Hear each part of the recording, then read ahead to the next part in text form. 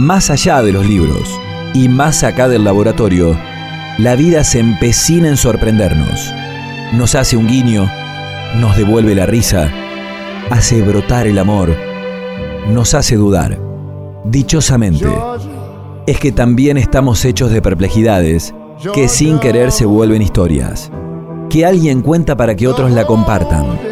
Y un día, escuchando radio, caigamos en la cuenta de que es muy parecido a lo que nos pasó o está por pasar.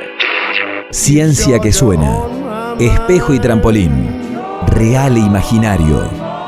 Relatos que son excusas para tomarle el pulso a las emociones. Más vale bueno conocido.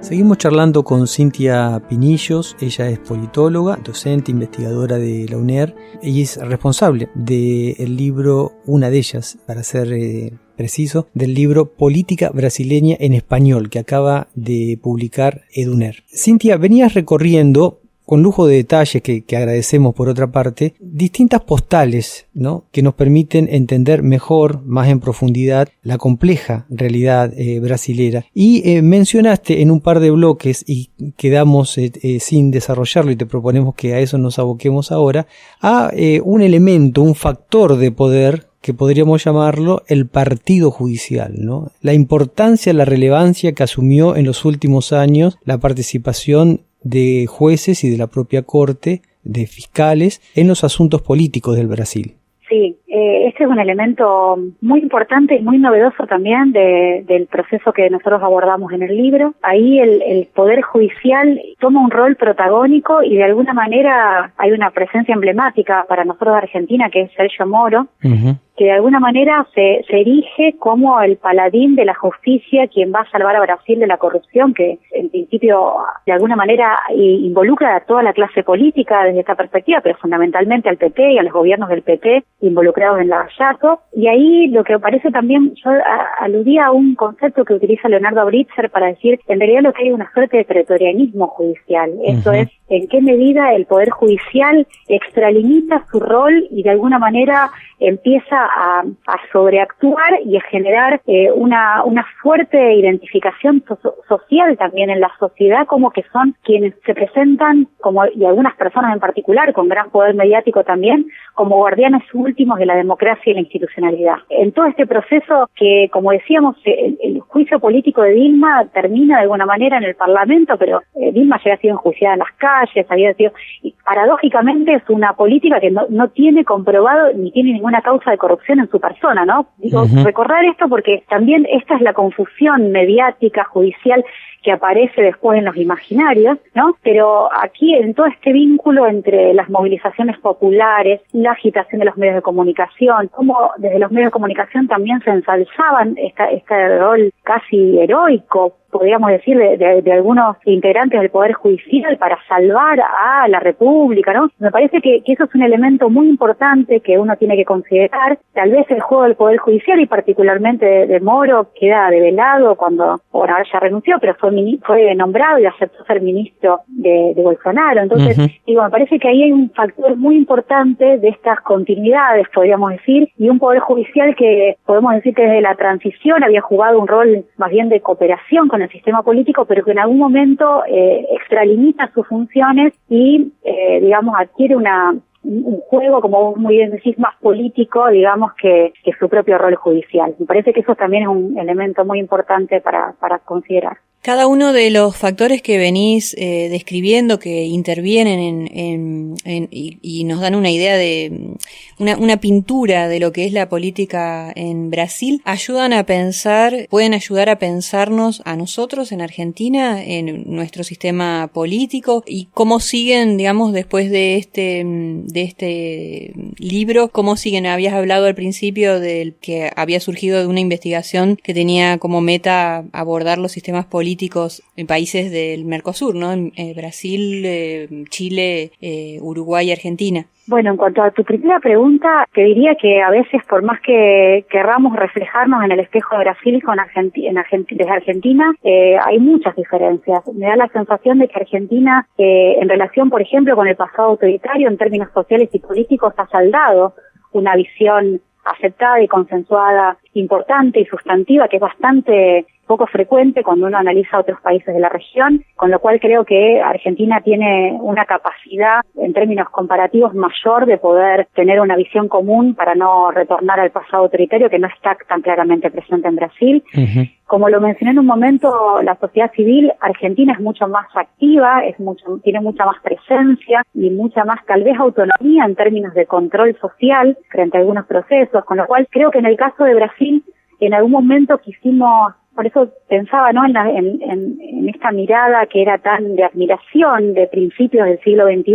con los primeros gobiernos del PT, con Lula en el poder, ¿no?, como queriendo llegar a esa posibilidad, pero bueno, en realidad hay más diferencias que semejanzas en términos de, me parece a mí, de construcción de procesos políticos. Uh-huh. Y claramente me parece a mí que en Argentina hemos sostenido un consenso democrático hasta la actualidad, que es lo que se ha roto en Brasil. Uh-huh. Y en relación a la otra pregunta, ¿cómo seguir? Bueno, ese proyecto que ya hacía referencia está anclado junto a Esteban Iglesias, a Esteban Iglesias decimos Tati, y Juan Bautista Luca, integramos el Centro de Estudios Comparados, que está radicado en el Instituto de Investigaciones de la Universidad Nacional de Rosario, uh-huh. Y otros colegas y coautores y coautoras del libro pertenecen a este centro, y allí veníamos desarrollando en aquel momento este trabajo. Hemos publicado otras obras, algunas colectivas y también diferentes obras, trabajos individuales en revistas académicas sobre esta primera década y media del siglo XXI en los países de referencia del proyecto de investigación, y ahora estamos trabajando en un proyecto que analiza a las derechas, ¿no?, a esta presencia de las derechas en la región, que de alguna manera claramente cambian la fisonomía y la morfología de nuestros países. Y bueno, y la verdad que seguimos estudiando Brasil con mucha atención, desde múltiples miradas. Nos parece que además entender cómo funciona Brasil tiene consecuencias, como decíamos, no solo para este país, sino regionales, y la tragedia actual en términos sanitarios, sociales, económicos, en términos del incremento de la violencia y la polarización en Brasil va a tener consecuencias sin duda para nuestro país y para la región, con lo cual creemos que es importante seguir estudiando en español y escribiendo en español, entre comillas, como decimos en el libro, sobre este país. Qué bueno. Bien. Van a tener más tela para seguir cortando, por lo que vemos. Sí, tal cual. Bien, Cintia, de manera que que sería el primer volumen de una serie, ¿lo están imaginando así?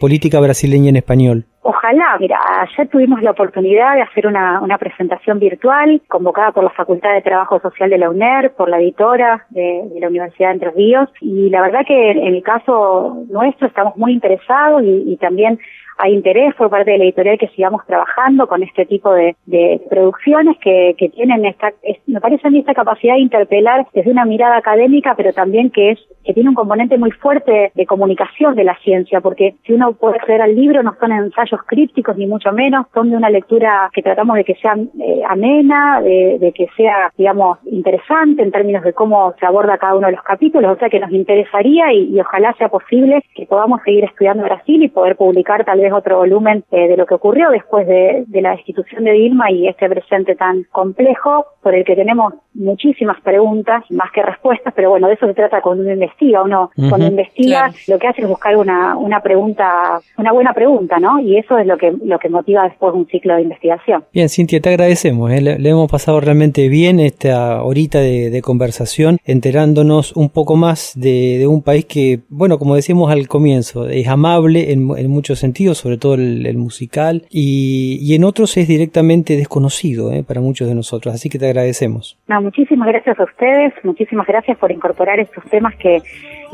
generalmente la música, como el cine, como la literatura, creo que son herramientas muy importantes para incorporar también en la reflexión sobre los procesos políticos, porque no solo ilustran, sino que nos permiten adentrarnos desde otras miradas más amenas a cuestiones o problemas contemporáneos bastante difíciles. Así que muchísimas gracias a ustedes. Un gusto escucharte. Bien, hemos charlado entonces en el día de hoy con Cintia Pinillos, politóloga de UNER, responsable del libro Política Brasileña en Español que acaba de editar Eduner.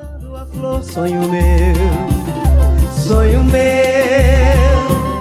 sonho meu, vai buscar quem mora longe. Sonho meu, sonho meu, sonho meu, vai buscar quem mora longe. Sonho meu, vai mostrar essa saudade. Sonho meu, com a sua liberdade. Sonho meu, no meu céu a estrela guia se perdeu, e a madrugada fria só me traz melancolia. Sonho meu, sinto o canto da noite na boca do vento, fazer a dança das flores no meu pensamento. Traz a pureza de um samba, sentido marcado de mágoas de amor. Samba que mexe o corpo da gente, vento vadio embalando a flor. Sonho meu, sonho meu, sonho meu, a buscar quem mora longe. Sonho meu, sonho meu, sonho meu, a buscar quem mora longe. Sonho meu, sonho meu, sonho meu, a buscar quem mora longe. Sonho meu, sonho meu, sonho meu, a buscar quem mora longe. Sonho meu. Hasta aquí, Más vale bueno conocido. Más vale bueno conocido. Un programa de divulgación de las ciencias en que el ser humano ocupa un lugar protagónico. Apostamos a este esfuerzo entrerriano de comunicación. Valeria Robín, Leonardo Mare y Facundo Orsellet. Coordinación general, Mónica Borgoño y Víctor Fleitas. Más vale bueno conocido. Será hasta pronto, cuando renovemos una convicción hecha radio. Más vale bueno conocido.